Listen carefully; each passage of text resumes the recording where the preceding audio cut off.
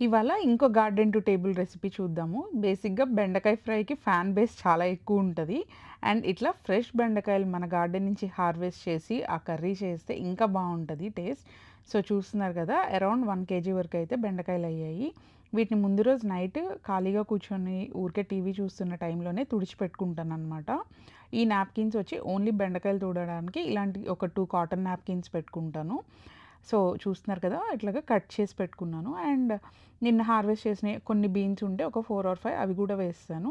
And తాలింపు అన్నీ ready చేసుకున్నాను. ఇదొచ్చి మసాలా నూరుకోవడానికి ఎండు కొబ్బరి, జీలకర్ర, కారం అండ్ గార్లిక్ అండ్ కొంచెం కరివేపాకు కూడా కోసుకొని రెడీగా పెట్టుకున్నాను. ఇప్పుడొచ్చి రెగ్యులర్‌గా చేసే ప్రాసెస్ కన్నా కొంచెం డిఫరెంట్‌గా చూద్దాము. ఇట్లా చేస్తే చాలా టేస్టీగా ఉంటది.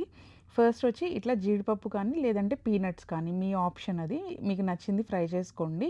అదే ఆయిల్‌లో ఇలా బెండకాయలు కూడా ముందే ఫ్రై చేసేసుకోండి. ఇట్లా ఫ్రై చేసే ప్రాసెస్‌లో మనం పసుపు, ఉప్పు ఇలాంటివి ఏమి ఎయము. జస్ట్ ఓన్లీ బెండకాయలు మనకు ఆ స్టిక్కీనెస్ సాగుతూ ఉంటది కదా! అది పోయే వరకైతే ఫ్రై చేసుకుంటాము. ఈ ప్రాసెస్ వచ్చి మనం మీడియం ఫ్లేమ్‌లో చేసుకోవాలి.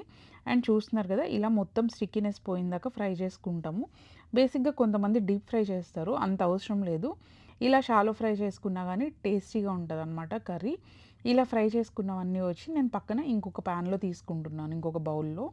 అండ్ ఇప్పుడొచ్చి తాలింపేసి కర్రీ చేసుకోవడానికి ఇంకొంచెం ఆయిల్ తీసుకొని తాలింపు గింజలు వేస్తున్నాను. అందులోనే కొంచెం ఎండుమిరపకాయలు అండ్ కరివేపాకు గూడా వేస్తున్నాను. అండ్ ఇవి బెండకాయలు ఫ్రై అయ్యే ప్రాసెస్‌లో నేను ఈ మసాలా అంతా నూరి పెట్టుకున్నా అనమాట రోట్లో. ఇది మిక్సీలో ఏసే కన్నా ఇలా రోట్లో దంచితే చాలా టేస్టీగా ఉంటది. అండ్ పచ్చి గార్లిక్ కాబట్టి కొంచెం ఆ స్మెల్ పోవడానికి ఇలా తాలింపులో వేసి ఫస్ట్ ఇది ఫ్రై చేస్తున్నా అనమాట ఈ ముద్ద మసాలా. ఇది కొంచెం ఫ్రై చేసిన తర్వాత ఇప్పుడు మనం బెండకాయలు వేసుకుంటాము. ఆల్రెడీ ఫ్రై చేసి పెట్టుకున్నాం గదా! అండ్ ఈ మసాలా ఇలా నూరుకొని వేసుకుంటే చాలా టేస్ట్ వస్తది.